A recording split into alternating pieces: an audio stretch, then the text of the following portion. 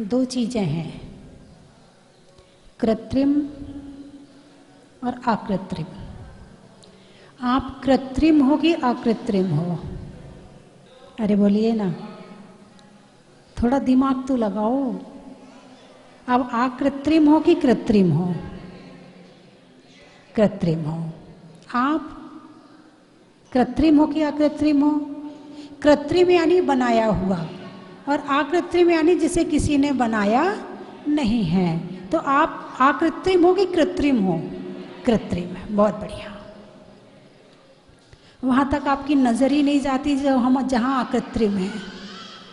भगवान महावीर ने दो नए बताए हैं, व्यवहार नय और निश्चय नय। व्यवहार नय से आप कृत्रिम हैं, आपका जन्म हुआ है और मृत्यु होगी, कृत्रिम हो। आप कैसे हो? किस नय से? व्यवहार नय से। इस शरीर का जन्म हुआ है और इस शरीर की मृत्यु होगी। इस शरीर के जन्म में हम अपना जन्म मानते हैं और इस शरीर की मृत्यु में हम अपनी मृत्यु मानते हैं। यही है ना? अरे हम मर गए तो तू तो मर जा, तुम्हारे कहने से वो मर जाएगा क्या? अरे बोलिए ना, व्यवहार से भी नहीं मरेगा और निश्चय से भी नहीं मरेगा। तुम भाव बना के अपने भाव बिगाड़ सकते हो, मगर तुम्हारे सोचने से वो मरने वाला नहीं है। ना व्यवहार से जितना आयु कर्म है वो पूरी करेगा, और निश्चय से आत्मा कभी मरती नहीं है। तो कृत्रिम हम व्यवहार से हैं, है ना? व्यवहार से। और अकृत्रिम निश्चय से है। जीव और पुद्गल में विभाव में जाने की क्षमता है। ये दूसरों को ग्रहण करते हैं। जैसे जीव है, जीव के अंदर जैसे पानी है, पानी में यदि लाल रंग डालो तो कैसा हो लगेगा? लाल। नीला डाल दो, नीला। हरा डाल दो, हरा। ऐसे ये जीव जब दूसरे शरीर में जाता है, जिस शरीर में जाता है, सोचता मैं ये ही हूं। अब पानी सोच रहा है कि मैं हरा ही हूं, उसे अपनी शुद्ध अवस्था का ज्ञान ही नहीं है। मैं नीला ही हूं, मैं लाल ही हूं, ना मैं लाल हूं, ना मैं नीला हूं, ना मैं हरा हूं, मैं तो शुद्ध पानी हूं। तो धर्म का क्या काम है? यही बताना। तुम्हें बताता है ना मैं लाल हूं, ना मैं नीला हूं, ना मैं पीला हूं, ना मैं हरा हूं। जब मैं ये हूं नहीं हूं, तब इस रंगे को इस पानी से अलग कैसे किया जाए? उसकी जो प्रक्रिया बताई जाती है उसका ही नाम धर्म है। जैसे बिजली है, बिजली, बिजली क्या है? ये लाइट जल रही है ना? लाइट जल रही है ना? आप इस लाइट में बल्ब जल रहा के बोले बल्ब जला दो, क्या कहते हो? बल्ब जला दो। बल्ब में जलने की ताकत है क्या? बल्ब एक यंत्र है।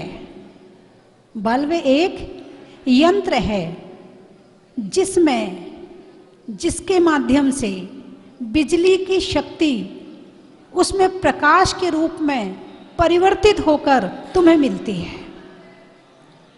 और बल्ब फ्यूज हो जाए तो, अरे बोलिए ना, फिर वो भी मामला साफ। उसमें लाइट ना दी जाए तो भी मामला साफ। तो बिजली क्या है? एक शक्ति है। बिजली में प्रकाश करने की ताकत है, लेकिन प्रकट करने के लिए बल्ब रूपी यंत्र चाहिए। बल्ब रूपी यंत्र होगा तो बिजली की शक्ति प्रकट हो जाएगी। और बिजली से प्रकाश ही क्या, बिजली तो ठंडा भी कर देती है। जब वही बिजली आपके फ्रीज में कनेक्शन लेती है तो वो ठंडी हो जाती है। वही जब हीटर में जाती है तो गर्म हो जाती है। वही जब किसी मशीन में लगती है तो मशीन को चलाने लगती है। वही जब ट्रेन में लगती है तो ट्रेन को चलाने लगती है। बिजली क्या है? बिजली क्या है? पावर है, शक्ति है, ऊर्जा है। यंत्र के माध्यम से उस ऊर्जा का प्रगटीकरण है। बिजली अपने आप में कुछ भी नहीं है, एक ताकत है। ऐसे ही आत्मा है। आत्मा एक शक्ति है, ऊर्जा है, पावर है। जैसा यंत्र होता है वैसी प्रकट हो जाती है। एक इंद्री में जाती है तो उतनी शक्ति प्रकट होती है, 2, 3, 4 इंद्री में जाती है तो उतनी शक्ति प्रकट होती है। शेर के शरीर में जाती है तो दहाड़ने लगती है, हाथी के शरीर में जाती है तो चिंघाड़ने लगती है, घोड़े के शरीर में जाती है तो हिनहिनाने लगती है, कुत्ते के शरीर में जाती है। कितने कुत्ते का नाम सुन के कितने खुश हो जाते हो। और गधे के शरीर में जाती है तो रेंकने लगती है, चिड़िया के शरीर में जाती है तो चींची करने लगती है। और कुछ शरीर ऐसे हैं कि जिनमें जाती तो है मगर बोलने की क्षमता नहीं मिलती है। एक इंद्री का शरीर ऐसा शरीर है, बोलने की ताकत तो है मगर मशीन ऐसी मिली है कि बोल नहीं सकता है। तो आत्मा क्या है? एक शक्ति है। अब ये मनुष्य शरीर है, इसमें आत्मा बैठी हुई है ना? तो इसमें जब शरीर में, इस यंत्र में, शरीर क्या है? जैसे एसी है, कूलर है, सब तरह के यंत्र होते हैं, ऐसे शरीर भी एक यंत्र है।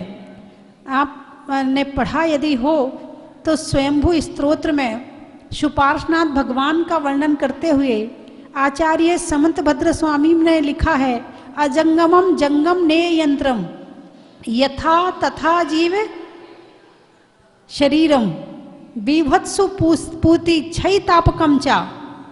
यानी इसमें यह कहा है कि जैसे किसी मशीन को एक यंत्र चलाता, मानव चलाता है। मशीन को कौन चलाता है? मानव चलाता है। इस शरीर को कौन चलाता है? आत्मा चलाती है। तुम्हें यहां से उठ के वहां तक जाना है, शरीर जाएगा या तुम जाओगे? भाई तुम्हारा मन कर रहा है कि यहां से उठ के वहां जाना, चलो मन तो छोड़ो। अचानक प्रवचन के बीच में मोबाइल, किसी का मोबाइल बज गया, ठीक है, और आपने देखा, अरे मुझसे तो जरूरी बात करनी है, अभी नहीं करूंगी तो फिर वो बिजी हो जाएगी।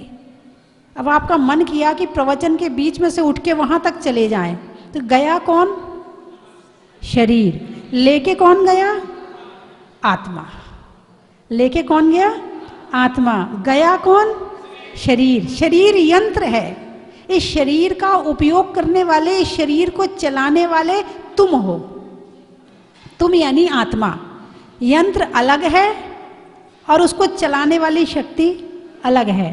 फ्रीज अलग है और फ्रीज को चलाने वाली शक्ति अलग है। एसी अलग है और एसी से ठंडक निकालने वाली शक्ति अलग है। आत्मा अलग है और शरीर को चलाने वाली शक्ति आत्मा है, वो अलग है। भेद विज्ञान कैसे हो? सारे धर्म का सार है भेद विज्ञान। अब ये देखें कि आत्मा की शक्ति और बिजली की शक्ति में अंतर क्या है? भाई शक्ति तो है, शक्ति उसमें भी बहुत है, और शक्ति आत्मा में अनंत है। उसकी शक्ति तो सीमित है। उसकी शक्ति का उपयोग करने के लिए तुम्हें बिल भरना पड़ता है। ट्रेन में बैठो तो किराया देना पड़ता है, घर में बिजली जलाओ तो बिल भरना पड़ता, पैसे देने पड़ते हैं। वो शक्ति तो तुम्हें पैसे में मिलती है। आत्मा की शक्ति के लिए क्या करना पड़ता है? अनंत शक्ति। कितनी शक्ति, लेकिन अभी ढकी हुई है। शक्ति है आत्मा की, उपयोग करना पड़ता है यंत्र का, तो यंत्र को भी वेतन देना पड़ता है। क्या देना पड़ता है? तन को वेतन देना पड़ता है, तब ये चलता है। क्या देना पड़ता है वेतन में? भोजन देना पड़ता है। वेतन में क्या देना पड़ता है? भोजन देना पड़ता है। जब तुम्हारी गाड़ी खराब हो जाती है तो कहाँ ले जाते हो? कारखाने में। और जब ये गाड़ी खराब हो जाए तो कहाँ ले जाते हो? डॉक्टर के यहाँ। गाड़ी दोनों है और खराब भी दोनों होती हैं। कौन सा पैंच पुर्जा कब ढीला हो जाए, कमर का, घुटने का, सिर का, हाथ का, पाँव का, कौन सा पैंच पुर्जा कब ढीला हो जाए, कब खराब हो जाए। जैसे उस गाड़ी का इंजन बदलना पड़ता है और चीज़ें बदलनी पड़ती हैं। आजकल स्पेशल काम होने लगे हैं, ऑपरेशन होने लगे हैं, हार्ट में भी काम हो जाता है, घुटने भी बदल जाते हैं, अंदर मशीनें भी फिट हो जाती हैं। शरीर है ना, शरीर पुद्गल है और जो घुटना लगाया है वो भी, अरे बोलिए ना, यदि शरीर से आत्मा निकल जाए, वैज्ञानिकों में इतनी ताकत नहीं है कि वो दूसरी आत्मा डाल सके। वो घुटना डाल सकते हैं, वो तुम्हारे पेट की नसें डाल सकते हैं, वो तुम्हारी किडनी डाल सकते हैं, वो हार्ट डाल सकते हैं, मगर आत्मा नहीं डाल सकते हैं। इस शरीर को चलाने वाला जो मालिक है ना, ये तो इसी की मर्जी से होगा। इसकी और मर्जी से भी क्या, कर्म के उदय में होगा। जैसा कर्म होगा वैसा उदय होगा। विज्ञान कितना भी ऊपर पहुंच जाए, मगर आत्मा तो उस तक पहुंचना वैज्ञानिकों का काम नहीं है। उस तक पहुंचने के लिए तो साधना, धर्म की साधना आवश्यक है। तो शरीर रूपी यंत्र और आत्मा रूपी शक्ति, बात चल रही है कि आत्मा की शक्ति और बिजली की शक्ति में क्या अंतर है। बिजली की शक्ति यानी पुद्गल की शक्ति है ना, और आत्मा की शक्ति यानी निजी शक्ति। पुद्गल की शक्ति यानी बाहर से आई हुई शक्ति, और आत्मा की शक्ति यानी हमारी अपनी शक्ति। अभी आप आंखों से देख रहे हैं, ये आपकी निजी शक्ति है। फिर चश्मा लगा के देखो, अरे बोलिए ना, वो चश्मे की शक्ति है। काम तो आत्मा ही करेगी, लेकिन एक आंख से काम नहीं चल पाया तो दूसरी आंख लगा ली। इतना तो विज्ञान ने कर दिया है। तुम्हारे दांत खराब हो जाएं तो नए दांत लगा देता है, आंख खराब हो जाए तो आंख भी लगा देता है, मगर देखने वाला जो है ना, उसको नहीं लगा सकता है। उसको तो वो उसका अपना काम है। तो आत्मा की शक्ति, जैसे बिजली ने फ्रीज में ठंडक पैदा की, बिजली ने फ्रीज में ठंडक पैदा की, लेकिन बिजली उस फ्रीज की ठंडक को महसूस नहीं कर रही है। उसको महसूस करने वाला कौन है? आत्मा है। गन्ना अपनी मिठास महसूस नहीं करता है, वो मीठा है, लेकिन उसको नहीं पता कि वो मीठा है। ये मीठा है कौन बताएगा? आत्मा बताएगी। आत्मा कड़वा, चरपरा, खट्टा, मीठा, कषायला वस्तुओं का जो उपयोग है ना, वो करने वाली आत्मा है। ये तो जो बाहर के वस्तुओं से जो हमें मिलता है, उससे सुख और दुख दोनों उत्पन्न होते हैं। क्या? बाहर की वस्तुओं से तुम्हें जो कुछ मिलता है, उससे सुख और दुख दोनों उत्पन्न होते हैं। सुख भी महसूस हो रहा है, मज़ा आ रहा मीठा खाने में, मज़ा आ रहा है ठंडी में आइसक्रीम खाने में, नहीं गर्मी में नहीं, आजकल तो ठंडी में भी चल रही है?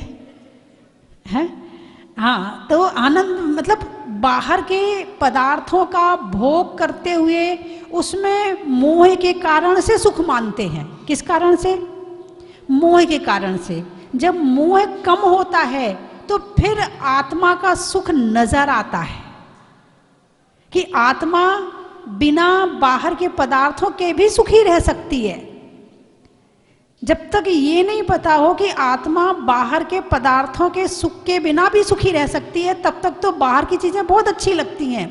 अब जैसे वर्तमान की पीढ़ी है, अभी हमारे पुराने लोगों को पागल समझती है, पूजा पाठ में लगे रहते, मंदिर मंदिर प्रवचन प्रवचन कोई काम ही नहीं है इनको। जब देखो तब स्वाध्याय करना, जब देखो तब धर्म करना, माला फेरना। और जो उनके बच्चे होते हैं और दादा दादी के पास जाएं तो जाने नहीं देते, तुम इनको भी ऐसे ही बना दोगी, इसको भी तुम मंदिर ले जाओगी, इसको भी तुम ऐसे ही काम करवाओगी। नहीं, हमें नहीं बनाना अपने बच्चों को।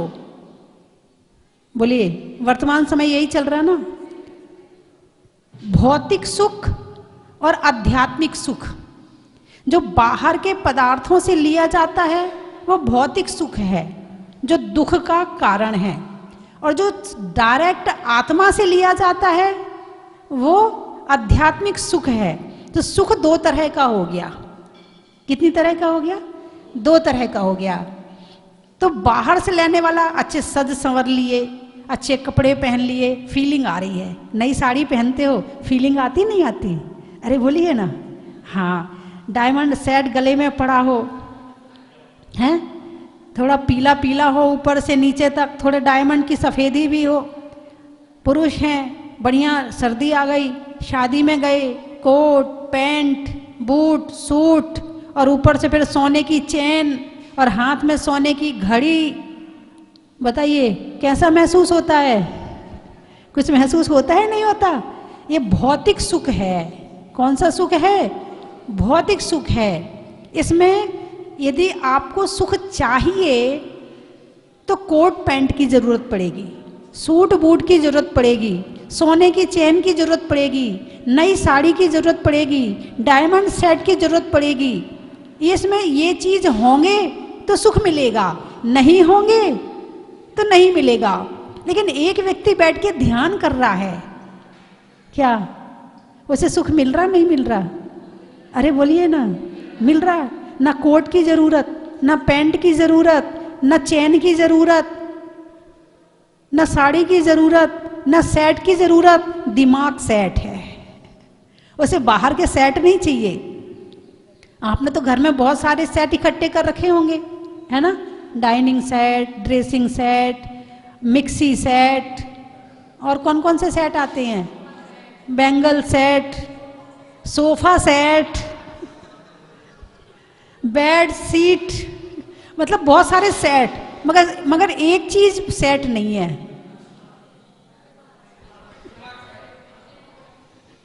इतने सारे सेट इकट्ठे करने के बाद एक चीज सेट नहीं है, तो सारे सेट तुम्हें सुखी नहीं कर सकते हैं। लेकिन एक चीज सेट है और सारे सेट नहीं है, आराम से बैठे हैं और ध्यान कर रहे हैं, दिमाग सेट है, सुख ही सुख है। तो दो तरह के सुख हो गए। तो जो बाहर का सुख है वो पदार्थों से मिल रहा है, हम मान रहे हैं। मान लो, गणित में कहते हैं ना, मान लो 100 रुपये। क्या कहते हो? मान लो 100 रुपये। अब नई कोठी बनाई, मान लो मेरी कोठी है। नहीं, मेरी है। मान लो कैसे? मेरी है। अरे भाई, मेरी नहीं है, मान लो मेरी है। मान लो में रहोगे तो सुखी रहोगे, और मेरी है इसमें रहोगे तो दुखी रहोगे। सांसारिक सुख सब मान लो वाले हैं। यदि मान लो सुख है तो है। यदि कोट पैंट से ही सुख मिल रहा होता तो हमारे भगवान के पास तो कोट और पैंट दोनों नहीं है। अरे बोलिए ना, हैं? साधु संतों के पास कोट पैंट नहीं है, सोना चांदी नहीं है, तुम्हारी जैसी कलरफुल साड़ियां नहीं है, तुम्हारे जैसे सेट नहीं है, फिर भी सेट है। और तुम सेट वालों को, अपसेट वालों को सेट कर देते हैं। कोई सेट नहीं है हमारे पास में, फिर भी जितने अपसेट हैं वो हमारे पास सेट होके चले जाते हैं। ये है धर्म, जो आत्मा को सुखी करे, जो आत्मा को शांति दे, वो है धर्म। जो शरीर को सुखी करे, जरूरी नहीं कि सुखी करे। अब तुमने मीठा खाया और शुगर की बीमारी है, शुगर बढ़ गई, सुखी किया कि दुखी किया? दुखी कर दिया। अब बच्चे हैं, टाइट कपड़े पहनते हैं, दुनिया भर की बीमारी हो जाती है। सुखी किया कि दुखी किया?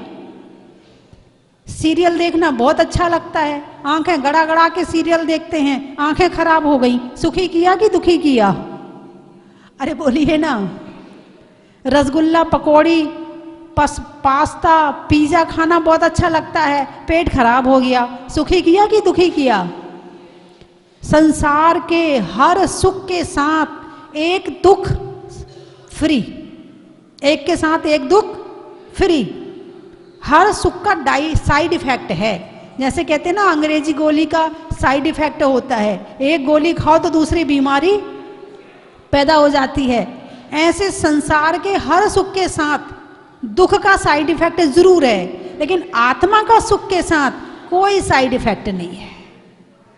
आराम से हाथ पे हाथ रखो, पांव पे पांव रखो और मान लो कि मैं भगवान हूं, और मान लो नहीं, मैं भगवान हूं, और उस भगवान के दर्शन करो। कई बार लोग बड़े परेशान होते हैं, माता जी हम मंदिर नहीं जा पाते हैं, हमारे घुटने में, हमारे पाँव में, हमारे कमर में ऐसी परेशानी है, वो ऐसे। मैं कहती तुमने भगवान के दर्शन सारी जिंदगी किए हैं ना? बोले हाँ किए हैं। तो आपके आँखों से जो दर्शन होते हैं वो तस्वीर अंदर गई है ना? बोले हाँ गई है। तो ऐसा करो, पहले तुम आँख खोल के दर्शन करती थी, अब आँख बंद करके दर्शन कर लो। टेंशन मत करो, विकल्प मत करो। और ये उनके लिए नहीं है जिनके हाथ पांव हैं, मतलब सही चल रहे हैं। नहीं तो तुम कहो कि माता जी ने कह दिया है कि आंख बंद करके दर्शन कर लो, तो आज से मंदिर जाने का त्याग। अब तो आंख बंद करके घर में ही दर्शन हो जाएंगे। ये उनके लिए नहीं है। जो नहीं जा पा रहे हैं, जिनकी परिस्थितियां ऐसी हैं, ये उनके लिए है कि तुम आंख बंद करो और परमात्मा का ध्यान करो। आंख बंद करके भगवान की पूजा करो, पाठ करो और भगवान की भक्ति करो। देखो कैसे दर्शन नहीं होते हैं। सारी जिंदगी क्या देखा संसार में? हाँ ये है कि संसार को तो बड़े मोह से देखा था, तो संसार तो अंदर घुस गया। बाहर की फोटो हमारे अंदर जब जाती है तो उसको क्लिक करना पड़ता है, तो वो सेव हो जाती है। और क्लिक करने वाला है मोह, रुचि, प्रेम। जिसको जितने प्रेम से, रुचि से देखते हो, वो उतना अंदर पहुंच जाता है। यदि तुमने भगवान को रुचि से, प्रेम से, भक्ति से निहारा होगा तो भगवान तुम्हारे अंदर पहुंच गए होंगे। और मोह की चीजें अंदर ज्यादा पड़ी होंगी। कई बार होता ना कि ये कमरा ऐसा होता है, वो सामान लाया वो डाल दिया, दूसरा लाया वो डाल दिया, तीसरा लाया वो डाल दिया। अब जो सही सामान था वो भी उसी में डाल दिया। अब कमरा इतना भर गया है कि अब सही सामान ढूंढना है तो बड़ी मुश्किल हो रही है। ऐसा होता है ना? है बस ऐसा हो सकता है कि आपने जो बाहर की चीजें आई सब अंदर डालते गए, आंखों से, कान से अंदर डालते गए, उसी के बीच में भगवान भी अंदर आ गए। अब कहाँ खो गए, ढूंढना पड़ता है। लेकिन ज्ञान, स्वाध्याय, संयम, इसके द्वारा आप अपने परमात्मा को, बाहर के परमात्मा को जान सकते हो और अपने परमात्मा को मान सकते हो। जिसने बाहर के परमात्मा में परमात्मा की छवि देख ली है, उसे अपने अंदर का परमात्मा भी दिख जाएगा। और जिसे बाहर के परमात्मा में ही भगवान नजर नहीं आया है, उसे अपना भगवान भी दिखने वाला नहीं है। इसलिए भगवान के दर्शन करते हुए सोचो, भगवान जैसे आप हो ना, मैं भी ऐसे ही हूँ, लेकिन मैं कर्मों से दबा पड़ा हूँ। मैं दिन भर पाप करता हूँ, अशुभ भाव करता हूँ, दिन भर कर्मों को इकट्ठा करता हूँ और उसके बीच में आत्मा दबी जा रही है, दबी जा रही है। भगवान जैसी आपने तपस्या की है वैसी मुझे करनी है, जैसे आपने ज्ञान किया है वैसे मुझे करना है, जैसे आपने चरित्र का पालन किया है वैसे मुझे करना है। मुझे ऐसी शक्ति दो, मेरा मन ना भटके। संसार में जाते ही मेरा, संसार में जाने का मतलब संसार में तो है ही, लेकिन मंदिर से बाहर निकलते ही मन ऐसा भटकता है भगवान कि एक बार भी आपकी याद नहीं आती है। ऐसे घुसे पड़े हैं संसार में, गृहस्थी में घुसे पड़े हैं। तो दो तरह का सुख, आध्यात्मिक सुख और भौतिक सुख। कौन सा सुख अच्छा लगता है? यदि कहीं विधान है और वहां भोजन नहीं है। अरे बोलिए ना, नहीं जाओगे ना? नहीं, अरे मेरे सामने तो कहोगे कि जाओगे। इसमें से 5% होंगे जो जाएंगे, 95% तो कहेंगे वहां भोजन की व्यवस्था तो है ही नहीं है।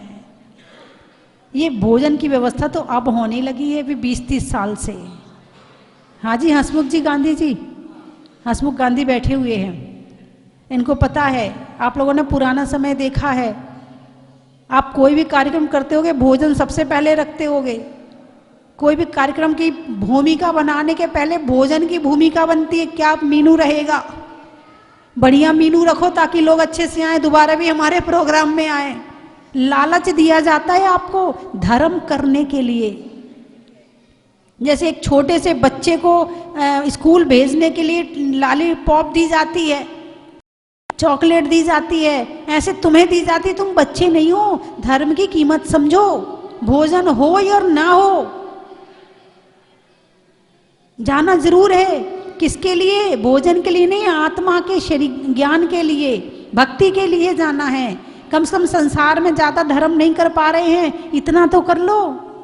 भोजन में सबसे पहले अटकते हैं, तो भोजन में अटकते। पहले के समय में आपने, मुझे नहीं पता आपने पहले का पंच कल्याणक देखा कि नहीं देखा, मैंने देखा है पहले का पंच कल्याणक। जब बहुत छोटे थे तब देखा है कि कुंडलपुर में पंच कल्याणक था, तो वहाँ पर टेंट लगा दिए, तंबू जैसे टेंट लगा दिए जाते थे, और जमीन तो वही मिट्टी वाली होती थी। अपने अपने घर से बिस्तर, चादर और जो भी ओढ़ने बिछाने का होता है उसको क्या बोलते थे? नहीं नहीं, कुछ होल्डर बोलते थे, हाँ कुछ बोलते थे। वो भोजन का, एक थैले में भोजन का सामान, एक थैले में स्टोव, सिगड़ी और सब लेकर के जाते थे। अपना बनाते थे, अपना खाते थे और पंच कल्याणक देख के आते थे। उनको पंच कल्याणक देखने का फल मिलता था, पूरा फल मिलता था। नहीं, फल तो अभी भी मिलता है, पहले पूरा मिलता था। अब आप आधा लेते हो, आराम से हाथ झुलाते जाते हो और ताली बजा के। पहले के समय में विधान भी कभी कभी होते थे, और भोजन हो जाए तो बड़ी बात होती थी। गाँव में भी जो पंगत होती थी वो भी बहुत कम होती थी। कोई शहर का एक आध सेठ परिवार होता था जो पूरे गांव को जिमाता था। लोग इंतजार करते थे, उनके यहाँ शादी होने वाली है, अब हमारे निमंत्रण आएगा, इंतजार करते थे लोग। अब तो भौतिक सुख चरम सीमा पर है। क्या भौतिक सुख? अब तो साड़ियां बांटते हैं ताकि हमारे प्रोग्राम में आ जाएं। बिना साड़ी के वे प्रोग्राम में भी नहीं आते, विधान में भी नहीं आते। नहीं नहीं, आपकी बात नहीं कर रही हूं, तो कहीं और की है। मैं धर्म की कीमत समझाना चाहती हूं कि किसकी कीमत ज्यादा है। 3 चीजें बोलूंगी, आपको कहना बड़ा ही महत्व है। कागज में रिम का, मोबाइल में सिम का और आत्मा के अकृत्रिम का। अनाज में चने का, पेड़ में तने का और आत्मा को समझने का। बच्चों में बाय बाय का, पंच परमेष्ठी में उपाध्याय का और करने में स्वाध्याय का। फलों में मेवा का, देवों में पारस देवा का और करने में समाज की सेवा का। नाव में खेने का, प्रभु नाम लेने का और अपने बच्चों को धर्म के संस्कार देने का। आम की बौर का, खाने में कौर का और आने वालों में इंदौर का। फूल में कली का, समय में आवली का और आने वालों में कुरावली का। और कहाँ से? आगरा। आगरा, अच्छा। जीवन में जरा का, रहने के लिए धरा का और आने वालों में आगरा का। बड़ा ही महत्व है। त्रियंचों में बिल्ली का, डंडा में गिल्ली का और आने वालों में दिल्ली का। सिलौर, अच्छा। नहीं होने में बोर का, बच्चों में शोर का और आने वालों में सिलौर का। दवाइयों में आंवला का, नहीं होने में बावला का और आने वालों में सांपला का, बड़ा ही महत्व है। रिश्तों में ससुर का, देवों में असुर का और आने वालों में उदयपुर का, बड़ा ही महत्व है। हमारे जो काल है उस काल में माता जी का हमें साथ मिलना ये हमारा सौभाग्य है कि उस काल में आए जिस तरह माता जी का समोषण लगता है और हम बैठते हैं।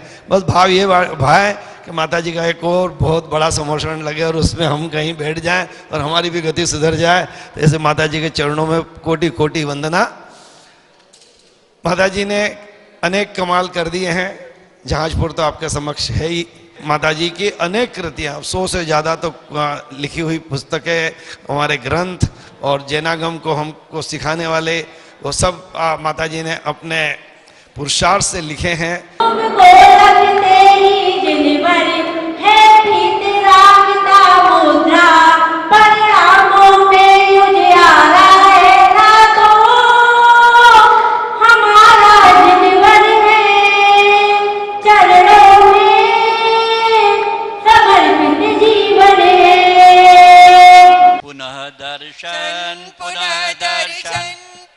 दर्शन मिले स्वामी, यही है भावना स्वामी, यही है प्रार्थना स्वामी।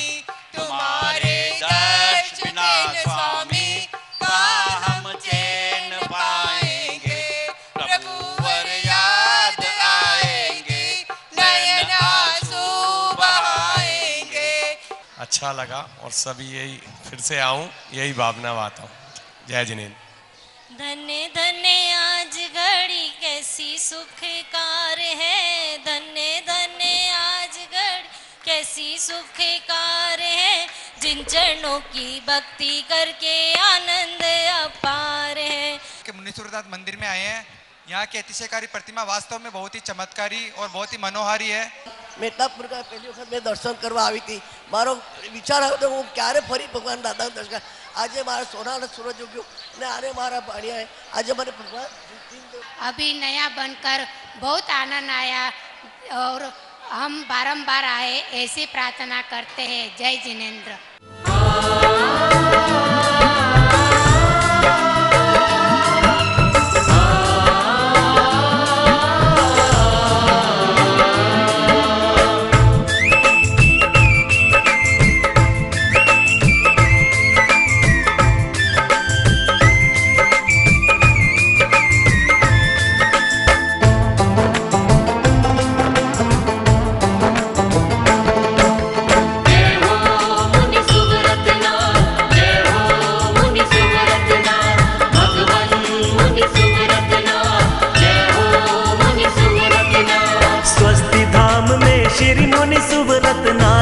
अतिशय दिखाया है।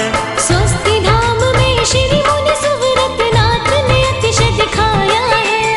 राजस्थान के जहाजपुर में अनुपम जहाज आया है। जय हो मुनि सुव्रतनाथ, जय हो मुनि सुव्रतनाथ, भगवान मुनि सुव्रतनाथ, जय हो मुनि सुव्रतनाथ। स्वस्ति भूषण माता जी ने ही सब मार्ग बताया है। कंचन की थाल को सजाओ रे आज, रत्नों की थाल को भर लाओ रे आज। आओ आओ करे रे गुणगान आरती भगवन की। आओ आओ करे गुणगान आरती भगवन की। आओ आओ करे रे गुणगान आरती भगवन की।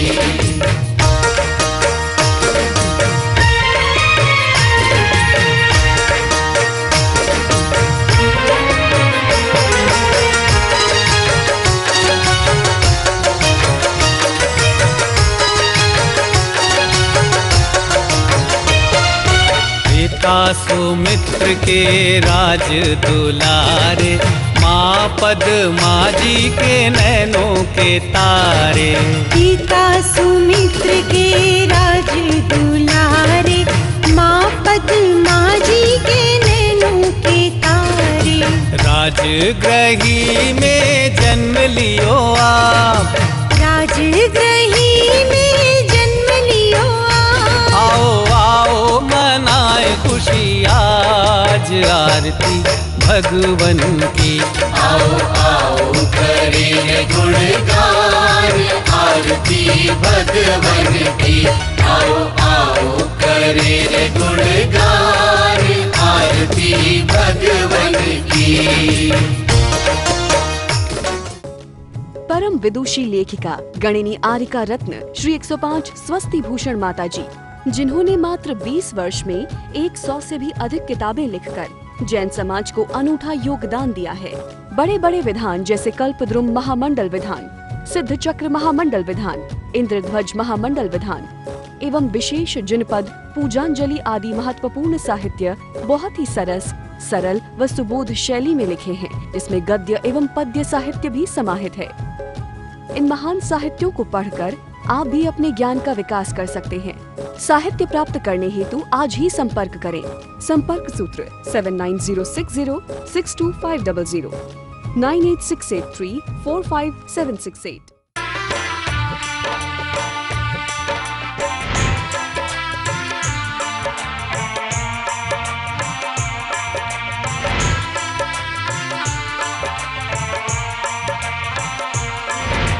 चलो रे चलो रे चलो चलो रे चलो रे चलो चलो जहाजपुर।